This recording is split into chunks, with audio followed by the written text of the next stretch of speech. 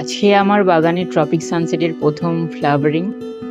একসাথে দুটো ফুল, সাইজটা ছোট হলেও কালারটা বেশ সুন্দর, আর একসাথে ফোটায় দেখতেও বেশ ভালো লাগছে।